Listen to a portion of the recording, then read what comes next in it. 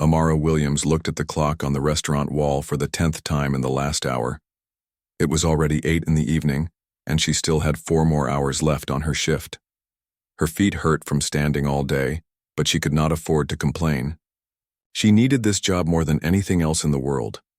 The Golden Spoon was one of the most expensive restaurants in Manhattan. Rich people came here every night to eat food that cost more than what Amara made in a week. She had been working here for 3 months now, taking every extra shift she could get.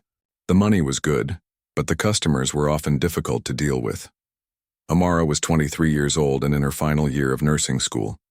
She had been working and studying at the same time for the past 4 years. It was not easy, but she had no choice.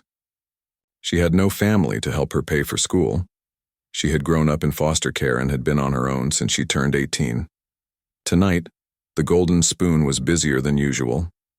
All the tables were full, and there was a waiting list of people who wanted to eat there. Amara moved quickly between tables, taking orders and serving food. She was good at her job even when she was tired. The other waiters and waitresses liked working with Amara. She was always willing to help when someone needed it. She never complained, even when customers were rude to her. Her manager, Mr. Peterson, often said she was one of his best workers. At 8:30, Amara saw 3 black cars pull up outside the restaurant.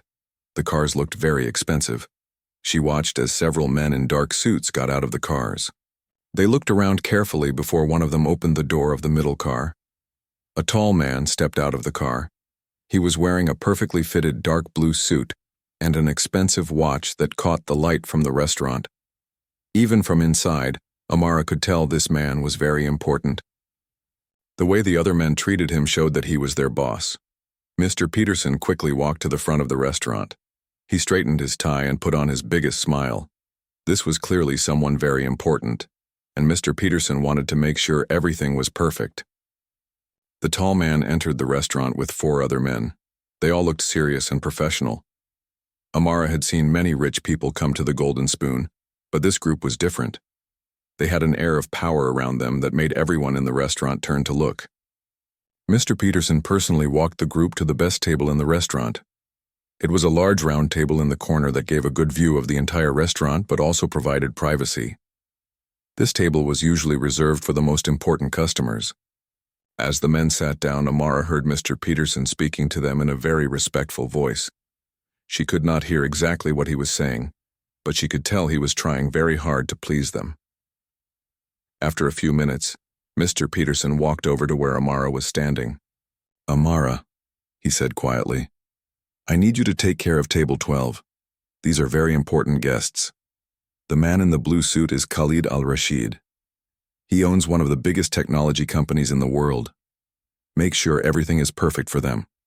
Amara nodded. She had heard the name Khalid Al-Rashid before. He was one of the richest men in the world. She had read about him in magazines. He was from a wealthy Arab family and had built a huge business empire. People said he was very smart but also very demanding. She picked up menus and walked over to table 12. As she got closer, she could hear the men talking in English but with accents she could not identify. They were discussing business deals and numbers that were so large she could barely understand them. "Good evening, gentlemen," Amara said politely as she approached the table. "Welcome to the Golden Spoon. My name is Amara, and I will be taking care of you tonight." Khalid Al-Rashid looked up at her. He had dark eyes that seemed to study everything very carefully. He was probably in his late 30s with black hair and a neatly trimmed beard. There was something about his face that made Amara feel like she had seen him before, but she was sure they had never met. "We would like to see your wine list," Khalid said. His voice was deep and had a slight accent. "And we need menus for tonight's special dishes." "Of course, sir," Amara replied. "I will get those for you right away." She brought the wine list and the special menus to the table. The men spent several minutes looking at everything and discussing their choices. Amara waited patiently nearby, ready to answer any questions they might have. While she waited, she noticed that Khalid kept looking around the restaurant. He seemed to be watching everything that was happening. Sometimes his eyes would stop on her for a moment before moving on to something else. It made her feel a little nervous, but she tried not to show it. After 15 minutes, the men were ready to order. They chose expensive wines, and the most costly dishes on the menu. Amara wrote down everything carefully, making sure she had all the details correct. These were not the kind of customers who would accept any mistakes. The chef will need about 45 minutes to prepare your main courses, Amara told them. Is that acceptable? Khalid frowned. 45 minutes? That seems like a very long time. I understand, sir, Amara said. These dishes are prepared fresh and the chef wants to make sure everything is perfect for you. I can ask him if there is any way to make it faster. Yes, do that, Khalid said. His voice sounded a little impatient. Amara went to the kitchen to speak with the chef. The chef, Roberto, was a kind man who had worked at the Golden Spoon for 10 years. He knew how to cook for important customers. Roberto, Amara said, Table 12 is asking if you can prepare their order faster than 45 minutes. The customer seems unhappy about the wait time. Roberto looked at the order. These are complicated dishes, Amara. I need time to make them right. But for Mr. Al-Rashid, I will try to do it in 35 minutes. That is the best I can do without ruining the food. Amara went back to table 12 with the news. The chef says he can have your food ready in 35 minutes instead of 45. Khalid nodded, but he still did not look completely happy. Fine, but make sure it is exactly 35 minutes. As the evening went on, Amara brought the men their wine and appetizers. Everything seemed to be going well. The men were talking quietly among themselves, and they seemed satisfied with the food and service. But Amara could feel that something was not right. Khalid kept checking his watch and looking around the restaurant. He seemed to be getting more impatient as time passed. She had dealt with impatient customers before, but there was something different about this situation. When 35 minutes had passed, Amara went to the kitchen to check on the main courses. Roberto was putting the finishing touches on the dishes. They looked perfect and smelled amazing. 2 more minutes, Amara, Roberto said. I want to make sure the sauce is exactly right. Amara knew that 2 more minutes would make the total time 37 minutes instead of 35. She hoped Khalid would not be angry about the small delay. She walked back to the table to let them know their food would be ready very soon. Little did she know that this small delay would lead to an event that would change her life forever. Amara walked back to table 12 with a polite smile on her face. She could see that Khalid was looking at his watch again. His jaw was tight, and the other men at the table seemed uncomfortable. She took a deep breath before speaking. Gentlemen, your main courses will be ready in just 2 more minutes, she said softly. The chef is adding the final touches to make sure everything is perfect for you. Khalid's dark eyes snapped up to meet hers. 2 more minutes? You said 35 minutes exactly. It has already been 37 minutes. I apologize for the small delay, sir, Amara replied, keeping her voice calm and professional. The chef wants to ensure that your food meets the highest standards. The tension at the table was growing. The other men stopped talking and were now watching the conversation between Khalid and Amara. She could feel other customers in the restaurant starting to notice what was happening. This is unacceptable, Khalid said, his voice getting louder. I have important business to discuss and we cannot wait around all night for food. Amara felt her heart start to beat faster. She had dealt with angry customers before, but something about Khalid's anger felt different. It was deeper and more intense than normal customer frustration. Sir, I understand your concern, she said. Let me go check with the chef right now and see if I can bring your food out immediately. But Khalid was not listening anymore. He was getting more upset by the second. Do you know who I am? He asked, standing up from his chair. I am not used to being treated this way. The restaurant was getting quieter as more people turned to watch what was happening. Mr. Peterson noticed the commotion and started walking toward the table. Amara could see the worry on his face. Sir, please, Amara said, trying to keep the situation calm. I will personally make sure your food comes out right now. There is no need to be upset. But Khalid was beyond listening to reason. Years of stress from running a huge company, combined with personal problems he was dealing with, had built up inside him. The delay with the food was just the final thing that made him lose control. This is ridiculous, he said loudly. I should not have to explain to a waitress why punctuality is important. Amara felt hurt by his words, but she tried not to show it. She had learned over the years to stay professional even when customers were rude to her. I am very sorry, sir. Let me fix this problem right away. She turned to walk toward the kitchen, but Khalid was not finished. His anger was now out of control, and he was not thinking clearly about what he was doing. Wait, he said sharply. Do not walk away from me when I am talking to you. Amara stopped and turned back to face him. The entire restaurant was now watching them. She could see Mr. Peterson hurrying toward their table, but he was still too far away to help. Khalid stepped closer to Amara. His face was red with anger, and his hands were shaking. You people think you can treat important customers however you want, he said. You have no respect. Sir, I have been nothing but respectful to you, Amara said. Her own voice was starting to shake, but she was trying to stand up for herself. That was when Khalid completely lost control. In his anger, he reached out and grabbed at Amara's uniform shirt. He was not trying to hurt her, but his grip was strong, and he was not being careful. You will listen to me, he said, pulling at her shirt. The fabric of Amara's uniform was not very strong. It was a cheap shirt that the restaurant provided for its workers. When Khalid grabbed it and pulled, the sleeve tore with a loud ripping sound. Amara stumbled backward from the force of his pull. The torn sleeve of her shirt hung loose, and she instinctively tried to cover herself.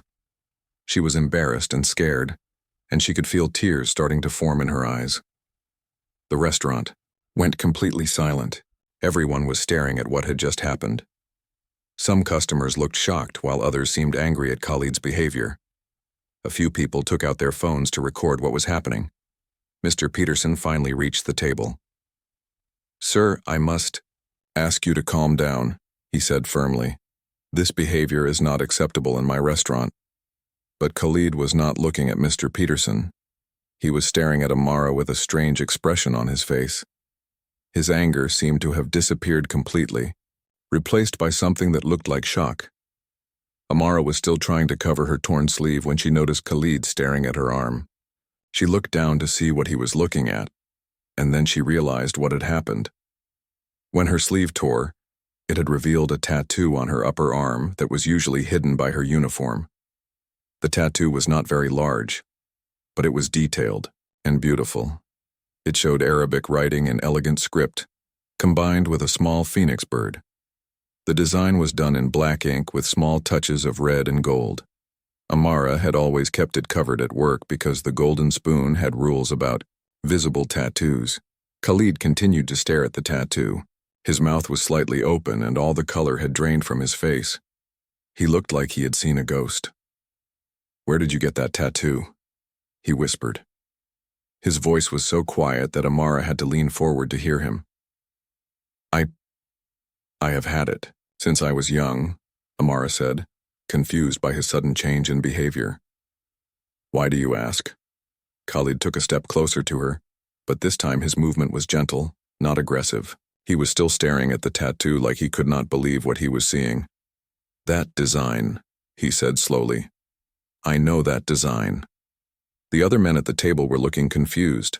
They did not understand why their boss had gone from being angry to acting so strange. Mr. Peterson was also confused, but he was relieved that Khalid was no longer shouting. Amara quickly pulled the torn sleeve over her tattoo to cover it again. She did not like people staring at it, and she did not understand why this man was so interested in it. Sir, I think there has been enough trouble for one evening, Mr. Peterson said. Perhaps it would be best if you and your guests left the restaurant. But Khalid did not seem to hear him. He was still focused on Amara.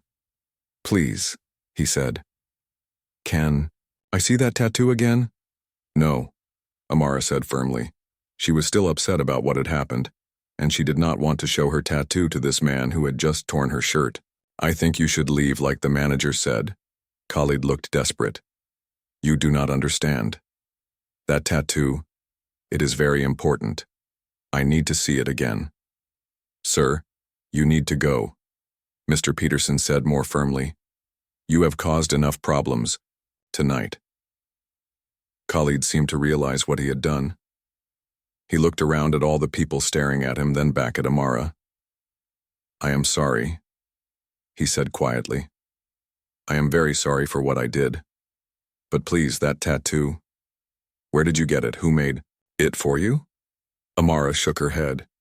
"I do not want to talk to you anymore. You tore my shirt and embarrassed me in front of everyone." She turned and walked quickly toward the back of the restaurant. She needed to get away from all the staring people and find a way to fix her torn uniform. Behind her, she could hear Khalid calling her name, but she did not turn around. As she reached the staff area, Amara realized that something very strange had just happened. The way Khalid had looked at her tattoo was not normal. It was like he recognized it, like it meant something important to him. But that was impossible. She had never met this man before in her life. What Amara did not know was that her life was about to change forever because of what Khalid had seen on her arm. In the staff room behind the restaurant kitchen, Amara sat on a chair and tried to calm herself down. Her hands were shaking as she looked at her torn uniform shirt. The sleeve hung in pieces, and she knew there was no way to fix it properly. She would have to wear it like this for the rest of her shift. Sarah, another waitress who had been working at the Golden Spoon for 2 years, came into the staff room. She had seen what happened in the dining room. "Are you okay, Amara?" Sarah asked with concern in her voice. "That man was completely out of line. I cannot believe he grabbed your shirt like that." "I am fine," Amara said, but her voice was still shaking. "I just need a few minutes to pull myself together." "Mr. Peterson is trying to get them to leave," Sarah said. "But the man in the blue suit keeps asking about you. He wants to know your name and how long you have worked here." "It is really strange," Amara frowned. "What does he want with me? He already caused enough trouble." "I do not know," Sarah replied. "But he seems very upset about something. Not angry upset, but like he is worried about something important." Meanwhile, in the dining room, Khalid was having a conversation with Mr. Peterson that was making everyone around them uncomfortable. The other customers were still watching, and some were taking pictures with their phones. "I need to speak with that waitress," Khalid said urgently. "It is very important." "Sir, I think you have done enough for one evening," Mr. Peterson replied, firmly. "You frightened one of my best employees and you tore her uniform. I think it would be best if you left now." "You do not understand," Khalid said. His voice was desperate. "That tattoo she has, I have been looking for that exact design for 15 years. One of Khalid's business associates, a man named Omar, put his hand on Khalid's shoulder. "Boss, maybe we should go. This situation is getting out of control." But Khalid shook his head. "No, Omar. That tattoo, it is the same one Layla had." Omar's eyes widened. He knew about Khalid's sister who had disappeared many years ago. Everyone in Khalid's inner circle knew about the tragedy that had torn his family apart. "Are you sure?" Omar asked quietly. "Maybe it just looks similar." "No," Khalid said firmly. "It is exactly the same. The Arabic writing, the phoenix, even the colors. It is identical to the design our grandmother created for Layla." In the staff room, Amara was trying to pin her torn sleeve together when she heard someone knocking on the door. "Come in," she called. Mr. Peterson entered the room. He looked tired and stressed. "Amara, I am very sorry about what happened out there. That man had no right to treat you that way." "Thank you, Mr. Peterson," Amara said. "I have never had a customer grab me like that before." "The strange thing is," Mr. Peterson continued, "he keeps asking about you. He says your tattoo is very important to him. He wants to talk to you about it." Amara touched her arm where the tattoo was hidden under her torn sleeve. "I do not want to talk to him. He scared me." "I understand completely," Mr. Peterson said, "but he is offering to pay for any damage to your uniform, and he says he has something very important to tell you about your tattoo. He seems desperate." "What could he possibly know about my tattoo?" Amara asked. "I have had it since I was 8 years old. I do not even remember getting it done." Mr. Peterson looked surprised. "You do not remember getting your tattoo?" Amara realized she had said something she usually kept private. Most people found it strange that she could not remember parts of her childhood. "I do not remember much from when I was very young," she said quietly. "The doctors said it was because of trauma." Back in the dining room, Khalid was becoming more agitated. He kept looking toward the back of the restaurant, hoping to see Amara come out again. "Sir," Mr. Peterson said as he returned to the table, "the waitress does not want to speak with you. I think you should respect her wishes and leave." "Please," Khalid said, "just ask her one question for me. Ask her if she remembers anything about her childhood before she was 8 years old." Mr. Peterson frowned. "That is a very strange question to ask someone." "Just please ask her," Khalid begged. Tell her someone is looking for a little girl who disappeared 15 years ago. A little girl who had that exact tattoo." The words hit Mr. Peterson like a shock. He stared at Khalid for a moment, trying to understand what he was saying. "Are you saying you think our waitress is someone you know?" Mr. Peterson asked. "I think she might be my sister," Khalid whispered. In the staff room, Amara was trying to decide whether to go back to work or ask to go home early. Her uniform was torn, and she was still upset about what had happened. But she needed the money from her shift. Sarah came back into the room. "Amara, Mr. Peterson wants to see you. He says the man outside has something important to tell you." "I already said I do not want to talk to him," Amara replied. "I know," Sarah said. But Mr. Peterson looked really serious. He said it might be about your family. Amara looked up quickly. "My family? What could that man know about my family?" "I do not know," Sarah said, "but maybe you should hear what he has to say." Amara thought about it for a moment. She had always wondered about her past and why she could not remember her early childhood. The doctors had told her that traumatic events could cause memory loss, but they had never been able to help her remember anything. "Okay," she said finally. "I will talk to him, but only for a few minutes." She followed Sarah back toward the dining room. As they walked, Amara noticed that her heart was beating fast. Something about this situation felt important, even though she did not understand why. When they reached the dining room, Amara saw that most of the other customers had left. Only a few tables were still occupied, and everyone was trying to pretend they were not watching what was happening. Khalid was standing by his table, looking nervous and hopeful at the same time. When he saw Amara coming, he took a step forward. "Please," he said softly. "I know I behaved badly, and I am very sorry, but I need to ask you something about your tattoo." Amara stopped a few feet away from him. She could see that he was no longer angry. Instead, he looked like he was about to cry. "What do you want to know?" she asked carefully. "Can you tell me where you got that tattoo?" Khalid asked. "And do you remember anything about your life before you were 8 years old?" The questions made Amara feel uncomfortable. "Why do you want to know about my childhood?" Khalid took a deep breath. "Because 15 years ago, my 8-year-old sister disappeared during a family trip to New York. She had a tattoo exactly like yours. The police never found her, and we thought she was dead." Amara felt like the world had stopped, moving. She stared at Khalid, trying to process what he had just said. "That is impossible," she whispered. "I grew up in foster care. I do not have any family." "What if you do?" Khalid asked gently. "What if you have a family that has been looking for you for 15 years? Amara touched her arm where her tattoo was hidden. For the first time in her life, she wondered if the strange dreams she sometimes had might actually be memories. "Tell me about your sister," she said quietly. "What was her name?" Khalid's eyes filled with tears when Amara asked about his sister. He had not spoken about Layla to a stranger in many years. The pain was still too fresh, even after 15 years. "Her name was Layla," he said softly. "Layla al-Rashid. She was 8 years old when she disappeared. She had long dark hair and big brown eyes. She loved to laugh and was always asking questions about everything." As Khalid spoke, Amara felt a strange feeling in her chest. Something about the name Layla made her feel sad, but she did not know why. She was very smart, Khalid continued. She could speak Arabic and English, and she was learning French. She wanted to be a doctor when she grew up so she could help people.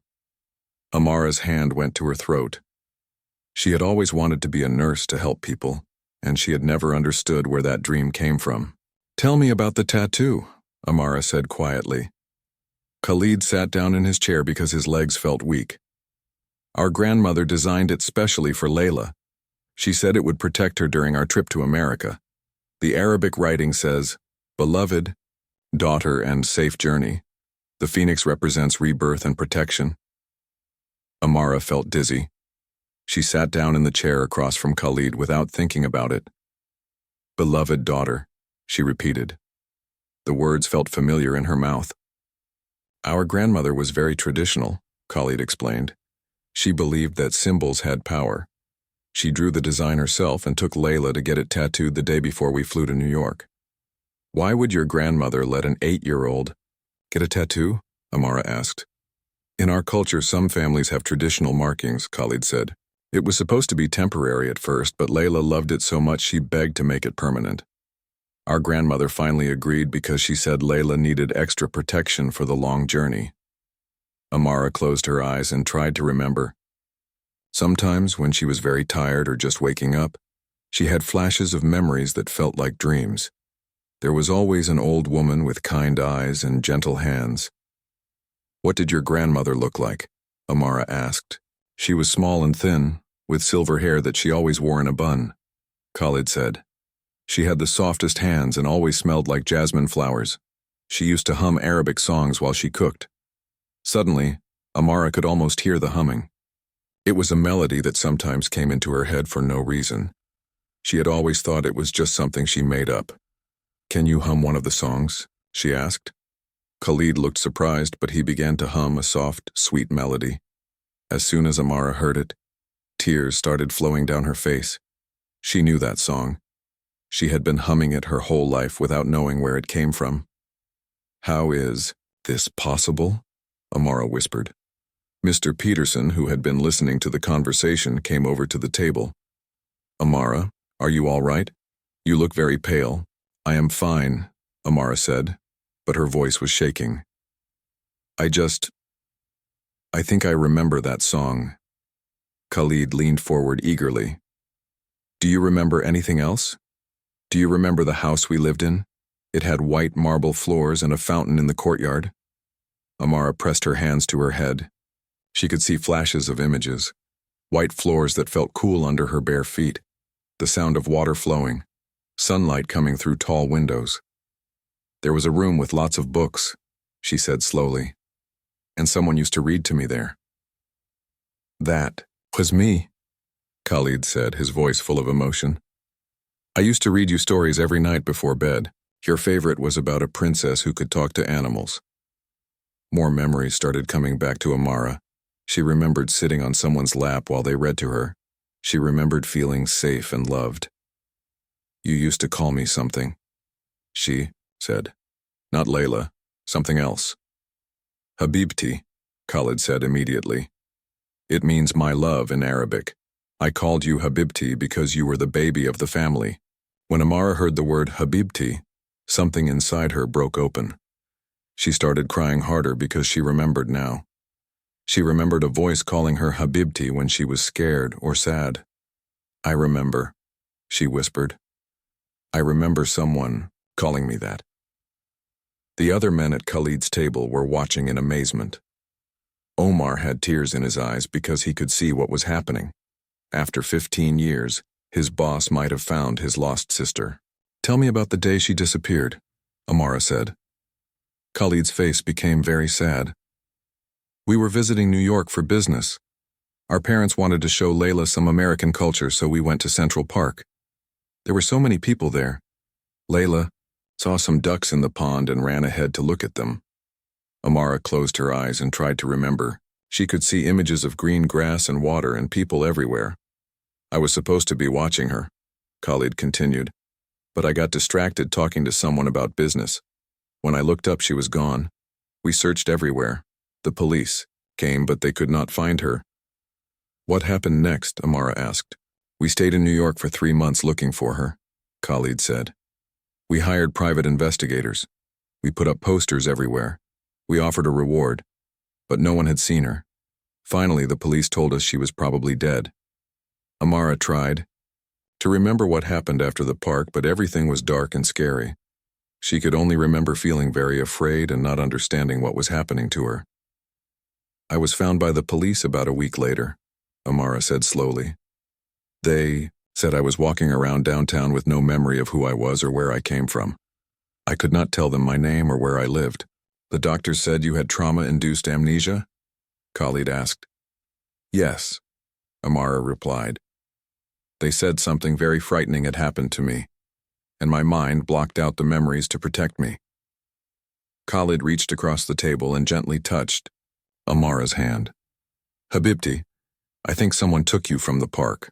I think you escaped from them, but the experience was so terrible that you forgot everything.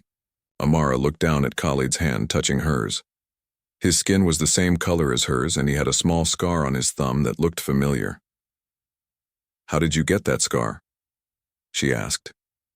Khalid smiled through his tears. You gave it to me. You were 4 years old and trying to help me cut fruit with a knife. You accidentally cut my thumb instead. Amara stared at the scar. She could almost remember the day it happened. She could see herself as a little girl, crying because she had hurt her big brother. I am sorry, she whispered, touching the scar gently. You have been saying sorry for that scar for 20 years, Khalid said softly.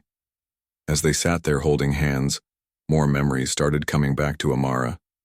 She remembered birthday parties and holidays.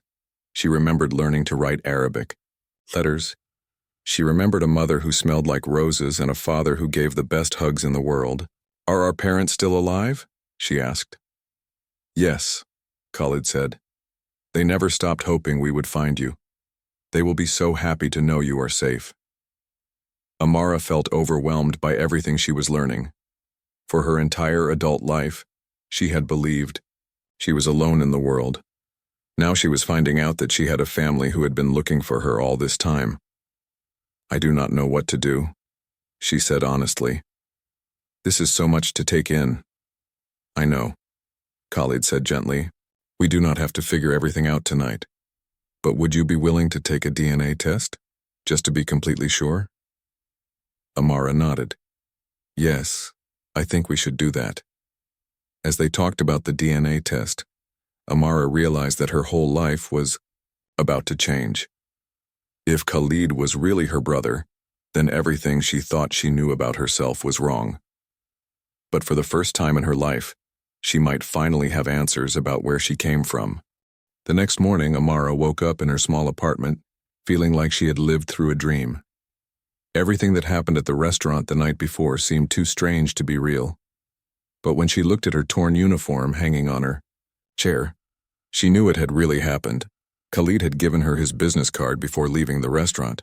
He had also given her his personal phone number and asked her to call him when she was ready to talk more. She had been staring at the card for 10 minutes, trying to decide what to do. Her phone rang, making her jump. The number on the screen was not one she recognized. Hello? She answered carefully. Good morning, Amara. This is Khalid al-Rashid. I hope I am not calling too early. Amara looked at her clock. It was 9 in the morning, which was not too early, but she had only been awake for 20 minutes. No, it is fine, she said. I was just thinking about everything that happened last night. I have been thinking about it too, Khalid said. I could not sleep at all. I kept thinking about the possibility that you might be Layla. I had strange dreams, Amara admitted. I dreamed about things I have never seen before, but they felt like memories. What kind of things? Khalid asked eagerly. A big house with marble floors, a garden with palm trees, an old woman teaching me to write letters that looked like art. Khalid was quiet for a moment. That sounds like our house in Dubai. And the old woman was probably our grandmother teaching you Arabic calligraphy. Amara felt goosebumps on her arms. Khalid, I want to take the DNA test. I need to know the truth. I am so glad you said that, Khalid replied. I have already contacted a private medical laboratory. They can do the test today if you are available. Today? Amara was surprised by how quickly he had arranged everything. I know it seems fast, Khalid said, but I have been waiting 15 years to find my sister. If there is a chance that you are Layla, I do not want to wait any longer than necessary. Amara understood his urgency. Okay, where do I need to go? I can send a car to pick you up, Khalid offered. The laboratory is in Manhattan, about 20 minutes from your apartment. How do you know where I live? Amara asked, feeling a little worried. I am sorry, Khalid said quickly. I had my assistant look up your information from the restaurant's employee records. I know that might seem strange, but I needed to find a way to contact you. Amara thought about this. It was a little strange, but she supposed it made sense. If Khalid really thought she was his sister, he would want to find her as quickly as possible. All right, she said, but I want to meet at the laboratory. I will take the subway there myself. Of course, Khalid agreed. Whatever makes you feel comfortable. I will text you the address. 2 hours later, Amara was sitting in a clean, modern medical laboratory in downtown Manhattan. Khalid was there with Omar, the man who had been with him at the restaurant. There was also a woman named Dr. Sarah Chen, who was the head of the laboratory. The DNA test is very simple, Dr. Chen explained. I just need to take a small sample of saliva from both of you. Then we will compare your genetic markers to see if you are related. How long will it take to get the results? Amara asked. Because this is a priority case, we can have the results in 6 hours, Dr. Chen said. Mr. Al-Rashid has requested our fastest service. Amara looked at Khalid. 6 hours seems very fast. I told you, Khalid said with a small smile. I do. Not want to wait any longer than I have to. After they gave their DNA samples, Khalid suggested they go somewhere to talk while they waited for the results. They went to a quiet coffee shop near the laboratory. Tell me about your life, Khalid said once they were sitting down with their coffee. What has it been like growing up in America? Amara thought about where to start. It was not easy.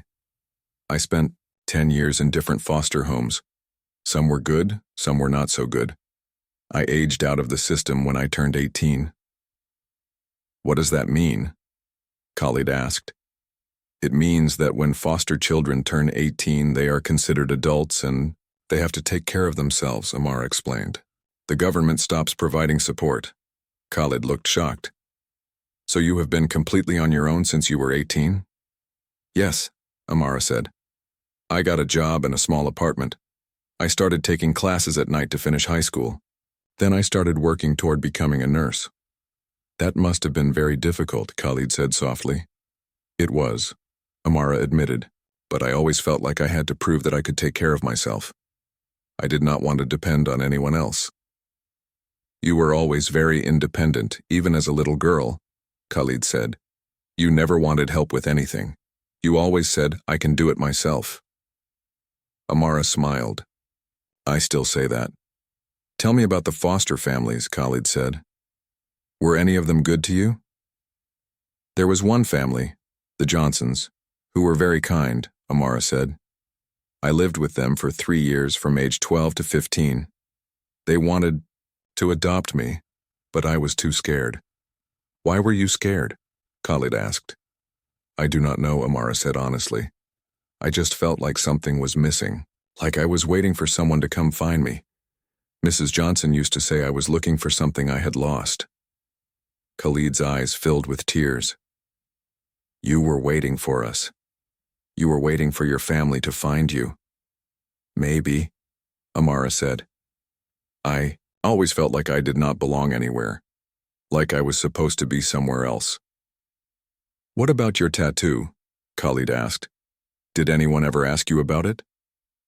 Sometimes people would ask where I got it, Amara said, but I never knew what to tell them.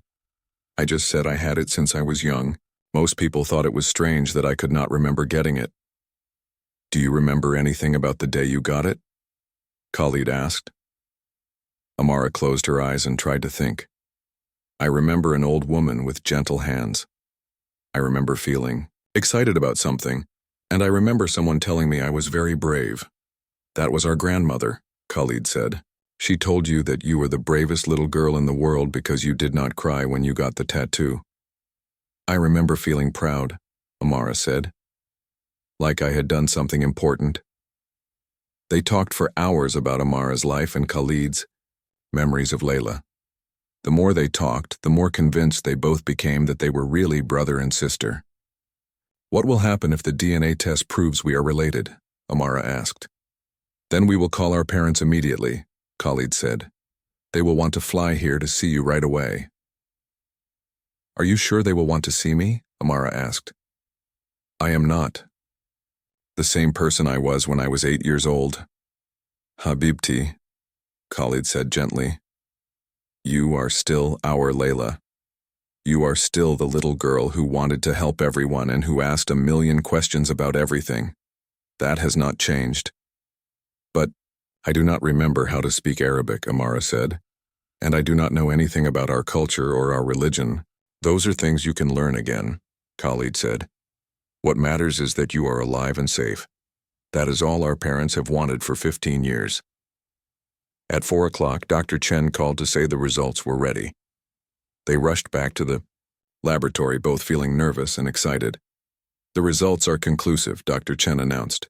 Based on the DNA analysis, there is a 99.9% probability that you two are full siblings. Amara felt like she could not breathe. After 23 years of not knowing who she really was, she finally had an answer. Khalid started crying and reached out to hug her. Welcome home, Layla, he whispered. Welcome home, my little sister. For the first time in her life, Amara felt like she truly belonged somewhere. She was not just Amara Williams, the foster child who had to take care of herself. She was Layla al-Rashid, and she had a family who had never stopped looking for her. After the DNA results confirmed that Amara was indeed Layla al-Rashid, Khalid could not stop smiling. He kept looking at his sister as if he was afraid she might disappear again. They were still sitting in the laboratory, both trying to process what they had just learned. I need to call our parents, Khalid said, taking out his phone.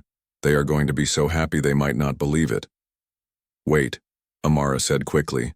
I am not ready to talk to them yet. This is all happening so fast. Khalid put his phone down. Of course, I am sorry. I'm just so excited that I am not thinking clearly. It is okay, Amara said. I understand, but I need some time to get used to this idea. Yesterday I was an orphan with no family. Today I find out I have parents and a brother who have been looking for me for 15 years. You are right, Khalid said. We should take this slowly. But can I at least tell them that you are alive and safe? They do not have to know any details, yet. Amara thought about this.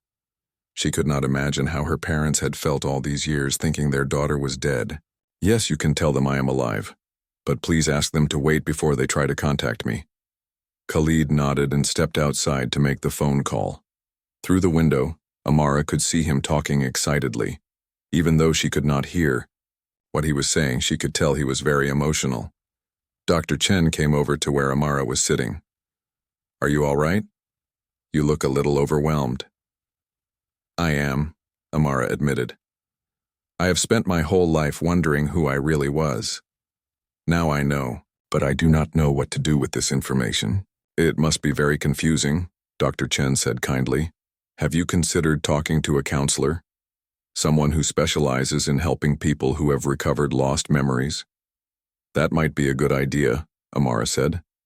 I think I am going to need help figuring out how to handle all of this. When Khalid came back inside, his eyes were red from crying. I just talked to our mother, he said. She started crying so hard that our father had to take the phone.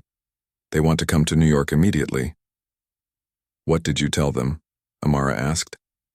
I told them that we found you, but that you need time to adjust, Khalid said. Our father said, they will wait as long as you need, but they are very eager to see you. Tell me about them, Amara said. What are they like? Khalid sat down next to her. Our mother, Fatima, is the kindest woman you will ever meet. She spent years volunteering with organizations that help find missing children. Our father, Ahmad, is very gentle and patient, He never gave up hope that we would find you someday. Do I have any other brothers or sisters? Amara asked. No, just us, Khalid said. Our parents tried to have more children after you disappeared, but it never happened. I think they were too sad to focus on anything but finding you. Amara felt guilty hearing this. I am sorry they went through so much pain because of me. It was not your fault, Khalid said firmly. You were just a little girl. Someone took you away from us. You did nothing wrong. But if I had not run ahead to look at the ducks, Amara started to say. Stop, Khalid interrupted. You were 8 years old. 8-year-olds run ahead to look at ducks. I was the older brother. I should have been watching you more carefully. Amara could see that Khalid had been blaming himself for what happened. It was not your fault either, she said. We were both just children. They sat quietly for a few minutes, both thinking about everything that had happened. Finally, Khalid spoke again. Can I show you some pictures? He asked. I have photos from when we were children. Amara nodded. She was curious to see what her life had been like before she lost her memory. Khalid took out his phone and opened a photo album. The first picture showed a large, beautiful house with white walls and a red tile roof. There was a fountain in front and palm trees in the garden. This is our house in Dubai, Khalid said. You grew up here. Amara stared at the picture. It looked familiar, like something from a dream she had forgotten. The next picture showed a family of 4 standing in front of the house. There was a tall man with a kind face, a beautiful woman in a colorful dress, a teenage boy, and a little girl with long dark hair. That is us, Khalid said, pointing to the little girl. You were 7 when this picture was taken. Amara looked closely at the little girl's face. She could see similarities to her own features, but the girl in the picture looked so happy and carefree. Amara had never felt that carefree in her life. I look different, she said. You look sadder now, Khalid said honestly. But you still have the same beautiful eyes and the same smile when you let yourself smile. The next few pictures showed the family on various trips and celebrations. In every picture, the little girl who was Layla looked happy and loved. She was always close to her family, especially to Khalid. We were very close, Khalid said. You followed me everywhere. Sometimes I found it annoying, but I always loved having you around. What was I like as a child? Amara asked. You were curious about everything, Khalid said with a smile. You asked so many questions that our parents sometimes got tired of answering them. You wanted to know how everything worked and why things were the way they were. I still ask a lot of questions, Amara said. You were also very kind, Khalid continued. If you saw an animal that was hurt, you would try to help it. If someone was sad, you would try to make them feel better. That is why it makes sense that you wanted to become a nurse. Amara felt tears in her eyes. I wish I could remember being that happy. Maybe the memories will come back gradually, Khalid said. The doctor said that sometimes when people feel safe again, their minds start to remember things they had forgotten. Tell me about the day I disappeared, Amara said. I want to know exactly what happened. Khalid's face became serious. Are you sure? It might be painful to hear. I need to know, Amara said. I have been wondering my whole life what happened to me. Khalid took a deep breath. We were in New York for a business conference. Our parents wanted to show you some American culture, so we decided to spend a day in Central Park. You were so excited? You had never seen so many people in one place. What happened at the park? Amara asked. We were walking near the pond where the ducks swim, Khalid said. You saw the ducks and got very excited. You ran ahead to get a closer look. I was supposed to follow you, but someone from our father's business stopped me to ask a question. How long were you distracted? Amara asked. Maybe 5 minutes, Khalid said. When I looked up, you were gone. At first, I thought you had just walked a little further along the pond. But when I went to look for you, I could not find you anywhere. What did you do then? I started calling your name, Khalid said. Then I ran back to get our parents. They came immediately and we all started searching. Other people in the park helped us look. Someone called the police. Did anyone see what happened to me? Amara asked. One person said they saw a little girl walking with a man toward the street, Khalid said. But they were not sure if it was you. The police investigated, but they could not find any other witnesses. Amara tried to remember that day, but everything was still dark in her mind. I do not remember anything about being taken. That is probably for the best, Khalid said gently. The important thing is that you survived and you found your way back to us. It took 15 years, Amara pointed out. But we found each other, Khalid said. That is what matters now. As they continued to talk and look at pictures, Amara began to feel something she had never felt before. For the first time in her life, she felt like she belonged somewhere. She had a brother who loved her and parents who had never stopped looking for her. But she also felt scared. What if she could not live up to their expectations? What if she was too different from the little girl they remembered? What if they were disappointed when they got to know her as an adult? Khalid, she said quietly, what if I am not the person you want me to be? You are exactly the person we want you to be, Khalid said without hesitation. You are our Layla, and that is all that matters. Over the next few days, Khalid hired a private investigator to find out exactly what had happened to Layla during the week she was missing. The investigator, a woman named Detective Maria Santos, had experience with cold cases involving missing children. Amara met with Detective Santos in Khalid's hotel suite. She was nervous about learning the details of her disappearance, but she knew she needed to understand what had happened to her. I have been looking through old police reports and news articles from 15 years ago, Detective Santos explained. I also interviewed some of the police officers who worked on your case. What did you find? Amara asked. The good news is that we have a much clearer picture of what happened, Detective Santos said. The bad news is that it confirms our worst fears about what you went through. Khalid reached over and took Amara's hand. Are you sure you want to hear this? Yes, Amara said, even though her heart was beating fast. I need to know. Detective Santos opened her file. Based on the evidence, it appears that you were taken by a man named Robert Chen. He was part of a human trafficking ring that operated in New York City during that time. Amara felt sick to her stomach. Human trafficking? Unfortunately, yes, Detective Santos said gently. Chen targeted young children in crowded places like Central Park. He would wait for a child to wander away from their parents, then approach them and convince them to come with him. How did he convince them? Khalid asked angrily. He usually told them that their parents had sent him to get them, Detective Santos explained. Children that age often believe adults, especially if the adult seems to know information about their family. What happened after he took her? Khalid asked. Chen brought you to a house in Queens where several other children were being held, Detective Santos said to Amara. The police raided that house about 6 months after you disappeared, but by then you were no longer there. Where was I? Amara asked. That is where your story becomes remarkable, Detective Santos said. According to the police reports, you escaped. I escaped? Amara was surprised. How? The details are not completely clear, but it appears that you ran away during some kind of disturbance at the house, Detective Santos said. You were found by police officers about 2 miles away, walking along a busy street in the middle of the night. I was walking alone at night when I was 8 years old? Amara asked. Yes, Detective Santos said.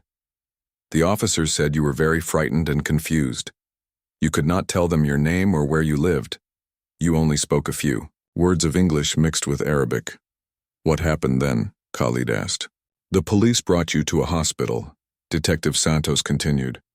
The doctors examined you and determined that you had experienced severe trauma. They said your memory loss was your mind's way of protecting you from the frightening experiences you had been through. Did the police try to find my family? Amara asked. They did try, Detective Santos said, but you could not give them any information about who you were. They had no way to connect you to the missing child reports because you could not remember your name or where you came from. Why did they not check missing children reports? Khalid asked. They did check, Detective Santos said. but the description they had of you did not match the description in your missing person report." "What do you mean?" Amara asked. "When you were found, your hair had been cut very short and dyed black," Detective Santos explained. "You had also lost a lot of weight. The police described you as a small, thin child with short black hair. Your family's missing person report described a healthy child with long brown hair." Khalid closed his eyes in pain. "They changed her appearance so no one would recognize her. That is common in trafficking cases," Detective Santos said sadly. "They change children's appearances to make them harder to identify." "What happened to the people who took me?" Amara asked. "Robert Chen was arrested in the raid 6 months later," Detective Santos said. "He was sentenced to life in prison. Several other members of the trafficking ring were also arrested and convicted." "Is Chen still in prison?" Khalid asked. "No," Detective Santos said. "He died in prison 8 years ago." Amara felt a strange mixture of relief and anger. She was glad that the man who had taken her was dead, but she was also angry that he had never been punished for what he did to her specifically. "What about the other children?" Amara asked. "Were they found?" "Some were rescued during the raid," Detective Santos said. "Others, like you, had already escaped or been moved to other locations. A few were never found. So I was one of the, lucky ones," Amara said quietly. "You were very lucky," Detective Santos agreed. "Most children in your situation do not escape, and even fewer are able to build normal lives for themselves. But my life was not normal," Amara said. "I grew up in foster care with no memory of my real family." "That is true," Detective Santos said. "But you survived, you got an education, and you built a career helping other people. Many trafficking victims struggle with addiction, mental illness, and other serious problems for their entire lives." Khalid squeezed Amara's hand. "You are the strongest person I know," he said. "You survived something terrible, and you still chose to dedicate your life to helping other people." "I do not feel strong," Amara said. "I feel like I lost 15 years of my life." "You did not lose them," Khalid said. "You lived them differently than you would have if you had stayed with us, but you still lived them. And now you can have the rest of your life with your family." Detective Santos closed her file. "There is one more thing I think you should know," she said to Amara. "What is it?" Amara asked. "Your family never stopped looking for you," Detective Santos said. "I spoke with the private investigators your parents hired. They searched for you for years. They followed up on every possible lead. They never gave up hope." "Even after the police said I was probably dead?" Amara asked. "Even then," Detective Santos said. "Your mother said she could feel in her heart that you were still alive somewhere." Amara started crying. "I wish I had known. All those years in foster care I felt so alone. I wish I had known that someone was looking for me." "Now you know," Khalid said gently, "and you will never be alone again." "What happens now?" Amara asked.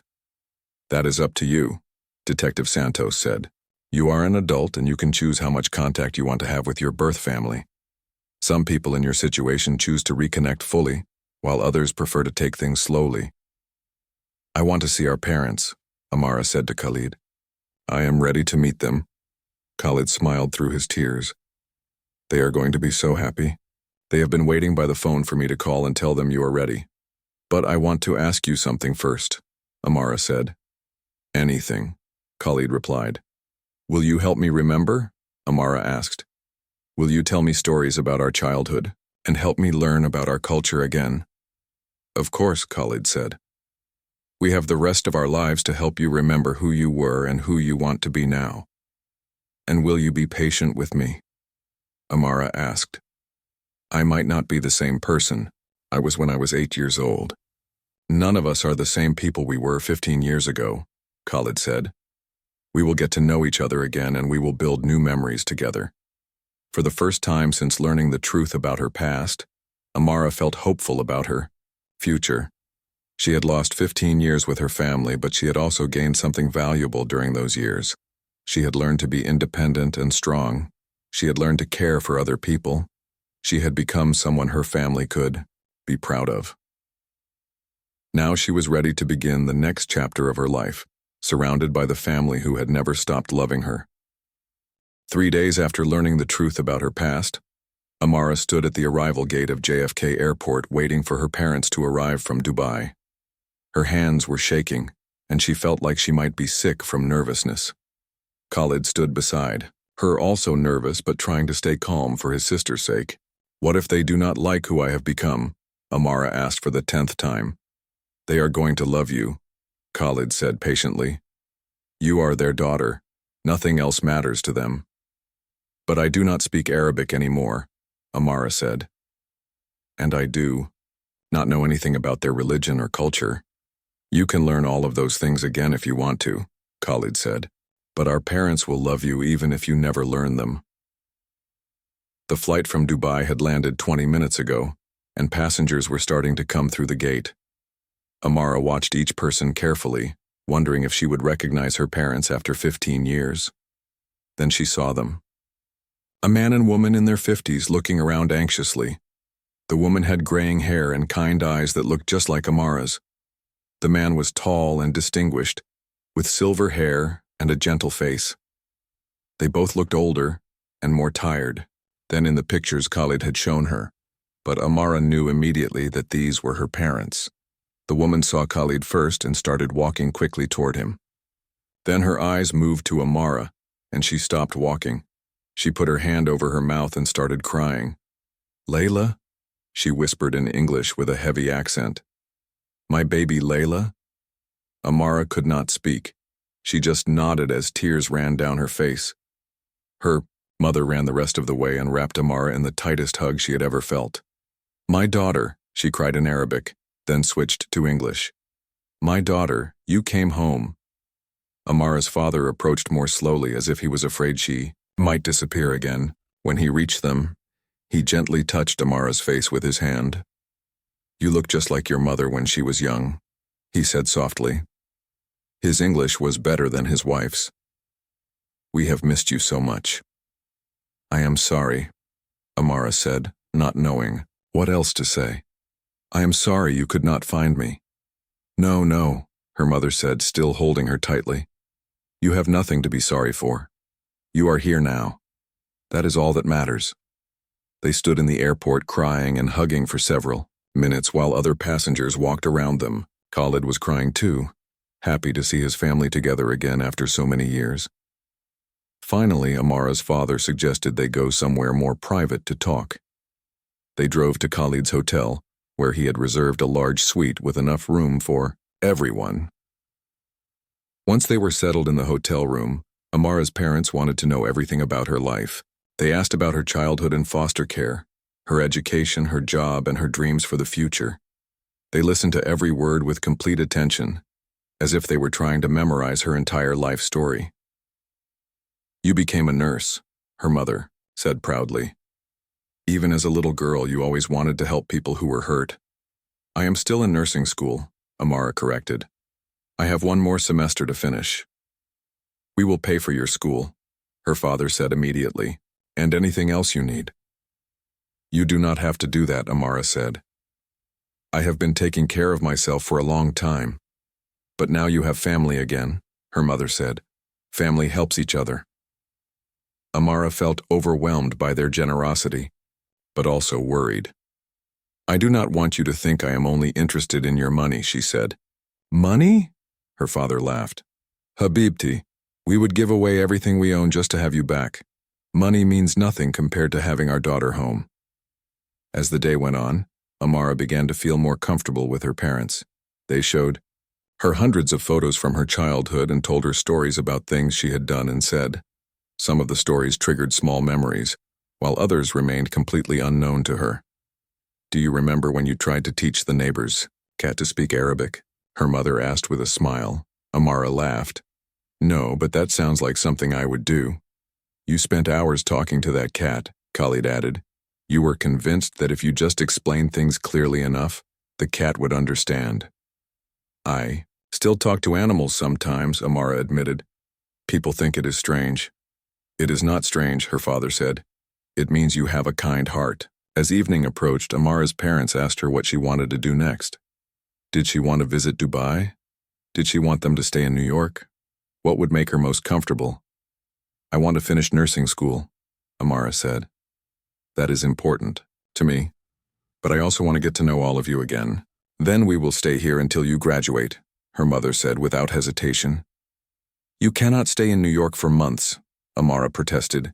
Do you not have work and responsibilities in Dubai? Our only responsibility is to our family, her father said. We have waited 15 years to be with you again. We can wait a few more months while you finish school. Khalid had been quiet during most of the conversation, but now he spoke up. Actually, I have an idea, he said. What if Amara comes to work for our company? We have offices here in New York. She could finish nursing school and also learn about the family business. I do not know anything about business, Amara said. You could learn, Khalid said, and you could use your medical knowledge to help develop healthcare technology. We have been wanting to expand into medical devices and healthcare software. Amara thought about this idea. It would give her a chance to spend time with her brother while still pursuing her own career goals. Can I think about it? She asked. Of course, Khalid said. There is no pressure. I just want you to know that you have options. Later that evening, when her parents had gone to their own hotel room to rest, Amara and Khalid sat on the balcony of his suite looking out at the lights of Manhattan. Are you happy? Khalid asked. I think so, Amara said. It is all very overwhelming, but yes, I think I am happy. Good, Khalid said. You deserve to be happy. What about you? Amara asked. Are you happy? I am happier than I have been in 15 years, Khalid said. I got my little sister back. I am not little anymore, Amara pointed out. You will always be my little sister, Khalid said with a smile. They sat in comfortable silence for a while, both thinking about how much their lives had changed in just a few days. Khalid, Amara said finally, I want to apologize for what happened at the restaurant. What do you mean? Khalid asked. I mean the way I reacted when you first approached me, Amara said. I was rude to you, and I did not give you a chance to explain. You were not rude, Khalid said. I had just torn your shirt and embarrassed you in front of a room full of people. You had every right to be upset with me, but if I had been more open to listening, we might have figured this out sooner, Amara said. Everything happened exactly the way it was supposed to happen, Khalid said. We found each other when we were both ready. Do you really think that? Amara asked. I do, Khalid said. If we had met under different circumstances, you might not have been ready to hear the truth. But that night something made you willing to listen. Maybe it was fate. Maybe, Amara agreed. I have always felt like something was missing from my life. Maybe I was finally ready to find out what it was. The next few weeks passed quickly. Amara's parents stayed in New York and the family spent time together every day. They visited museums, went to restaurants, and took long walks in Central Park. It was strange for Amara to be in the same place where she had disappeared 15 years ago, but now she felt safe because her family was with her. Slowly, more memories began to return. The smell of her mother's perfume brought back memories of being tucked into bed at night. Her father's laugh reminded her of weekend mornings when he would make pancakes in the shape of animals. Khalid's way of explaining things patiently helped her remember how he used to help her with her homework. I remember now, she said one day while they were having lunch. You used to let me win at board games. I did not let you win, Khalid protested. You were actually very good at games. You let me win sometimes, Amara said with a smile. I remember the way you would make mistakes on purpose when I was getting frustrated. Okay, maybe sometimes, Khalid admitted. 3 weeks after her parents arrived, Amara made a decision. She was sitting in her small apartment, looking at the acceptance letter she had just received for a nursing internship at a hospital in Dubai. When she told her family about the letter, her mother started crying again. You want to come home? Her mother asked hopefully. I want to try, Amara said. I want to finish nursing school in Dubai and learn about our culture. I want to see the house where I grew up. What about your life here? Khalid asked. Your job, your friends, your apartment? I do not have many friends, Amara said honestly. And the apartment is just a place to sleep. My job at the restaurant was never meant to be permanent. Are you sure this is what you want? Her father asked. We do not want you to feel pressured to move to Dubai just because we are your family. I am sure, Amara said. For the first time in my life, I feel like I know where I belong. 2 months later, Amara graduated from nursing school in New York with her family watching proudly from the audience. The next week, she boarded a plane to Dubai with her parents and Khalid. When the plane landed in Dubai, Amara felt nervous again. This was supposed to be her home, but it felt like a foreign country to her.